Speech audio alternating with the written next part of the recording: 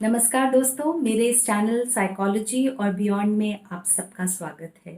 दोस्तों, इस माध्यम से मैं मनोविज्ञान और आध्यात्मिक जगत के उन सभी रहस्यों, तकनीकों और तरीकों से आप सबको अवगत कराती हूँ, जिनसे आप सब अपने आप को सशक्त कर सकें। मैं खुद भी इन तरीकों से अपने जीवन में और अपनी समस्याओं का समाधान करती हूँ। और मेरा नाम अनीता मिश्रा है। मैं काउंसलिंग साइकोलॉजिस्ट हूँ और एक थेरेपिस्ट, मोटिवेशनल स्पीकर।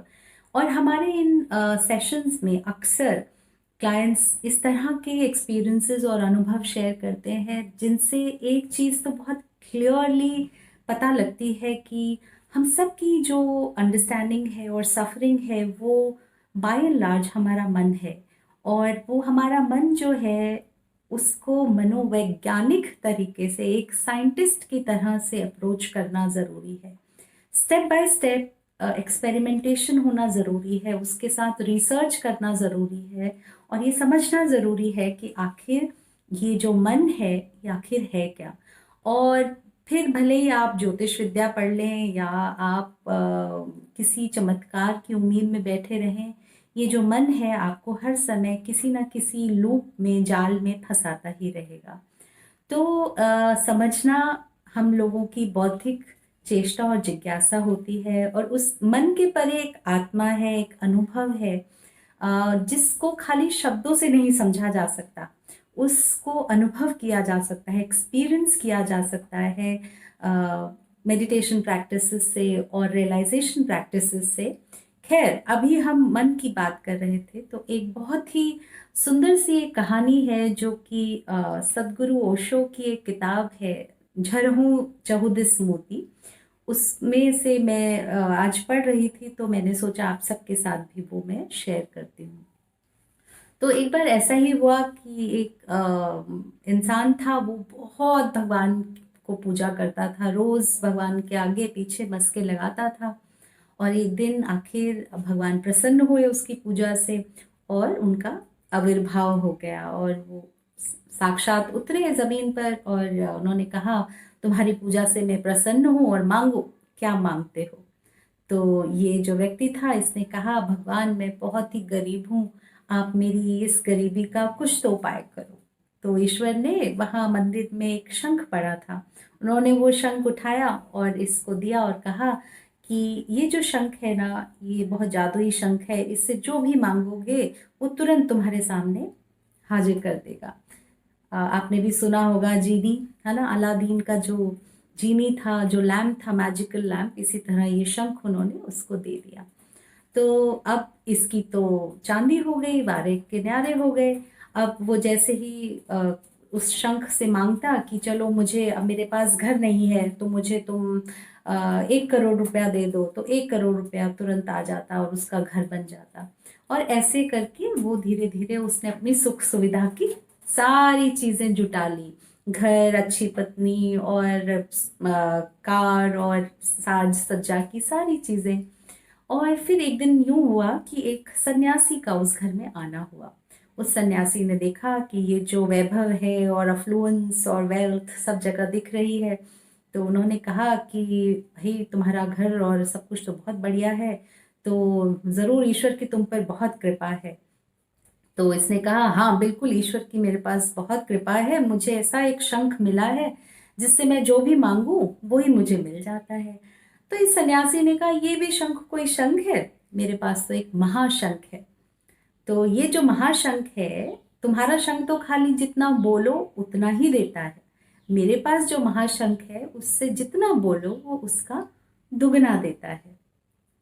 तो अब ये जो व्यक्ति था, इसके हृदय में कुछ कुलबुलाहट होने लगी और वो साक्षात दंडवत होकर उस सन्यासी के चरणों में गिर गया और कहने लगा कि साधु महाराज, आपको इस महाशंख की क्या जरूरत है, आप तो वैसे भी सब कुछ त्याग चुके हो, आप तो गृहस्थ भी नहीं हो और आपकी तो जरूरतें भी नहीं है, मैं तो देखिए गरीब आदमी, और इतना बड़ा घर, सब सुख सुविधाएं थी, उसके बावजूद भी वो कहता है कि मैं तो गरीब इंसान, देखो इस महाशंख की जरूरत तो मुझे है, तो इसलिए आप ये जो महाशंख है आप मुझे दे दो। तो सन्यासी ने कहा, ठीक है। तो ऐसा करो कि आप ये महाशंख ले लो, पर इस महाशंख के बदले मुझे ये शंख दे दो, ऐसे भी तुम्हारे पास तो दुगना होने वाला है। तो उसने खुशी खुशी वो महाशंख ले लिया और अपना शंख उन्हें दे दिया। अब दूसरे दिन, वो रात काफी हो चुकी थी, तो दोनों सोने चले गए। दूसरे दिन जब वो सुबह उठा, बहुत खुश, उल्लासित और प्रसन्न, और उसने देखा कि सन्यासी तो वहां से गायब, उस शंख को लेकर गायब। तो उन्होंने कहा कोई बात नहीं, चलो मेरे पास महाशंख है। तो उसने कहा कि अच्छा महाशंख जी, अब मुझे आप 20 लाख रुपए दे दीजिए। तो उसने कहा, महाशंख ने, 20 लाख क्या मांगते हो, 40 लाख मांगो। उसने कहा अच्छा चलो 40 लाख दे दो। तो उसने कहा 40 लाख, मैं तो तुम्हें 80 लाख दूंगा। तो 80 लाख, अच्छा 80 लाख ही दे दो। 80 लाख नहीं, मैं तुमको 1 करोड़ 60 लाख दूंगा। और इस तरह से वो बात बनती गई। ये जितना बोलता गया, वो महाशंख का जवाब आता गया कि मैं इससे तुमको डबल दूंगा, दुगना दूंगा। और इस तरह से इस इंसान को समझ में आया कि वो बहुत बुरी तरह से ठगा गया है।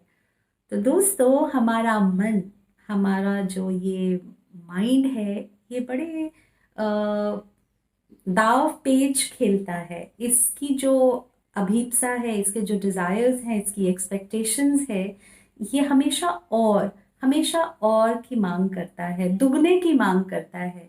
ये जो मन है ना, इससे हम जो भी डिजायर करते हैं, कॉन्शियसली या अनकॉन्शियसली, वो मैनिफेस्ट तो होता है। क्योंकि जो भी हमें मिलता है वो हमारे कॉन्शियस या अनकॉन्शियस की डिजायर्ड मैनिफेस्टेशंस ही होती हैं। और पर इसका जो पेट है वो कभी भरता नहीं है, वो और की मांग कर ही जाता है। और जब हम कहते हैं कि दुगना दुगना, तो तब भी वो कहता है बस इतना ही, और लो, बस इतना ही, और लो। और इस तरह हमें उलझाए रहता है और भरमाए रहता है।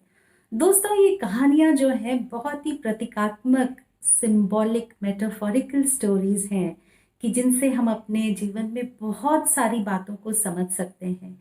कि हमें अपनी एक्सपेक्टेशंस और डिजायर्स और अपने मन को समझना जरूरी है, कि कहाँ ये हमारी मन की वासनाएं और इच्छाएं हमें अपनी शांति और इक्वानिमिटी और पीस के जो बैलेंस से हटा रही हैं, और कहाँ तक हम उसका समन्वय या बैलेंस कर पा रहे हैं, बैलेंस बना पा रहे हैं अपने लाइफ में। तो ये बहुत ज़्यादा इम्पॉर्टेंट है समझना कि अपने मन को कितनी छूट दी जाए, उसके शंख को कितना बजने दिया जाए, और कब उस महाशंख के लालच में अपने उस शंख को ना खोया जाए जो कि हमारे पास मौजूद है। So happy learning from all the spiritual stories. इन आध्यात्मिक कहानियों से उम्मीद करती हूँ आप सब भी उतना ही सीख पाएंगे और समझ पाएंगे, जितना कि मैं इन सब से सीखती हूँ और आनंदित होती हूँ। Thank you so much. मेरी इन सभी बातों को इतने प्यार से सुनते हैं और मुझे इतने अच्छे अच्छे फीडबैक्स देते हैं, जिनसे मुझे एक बहुत पॉजिटिविटी और सकारात्मक फीलिंग रहती है।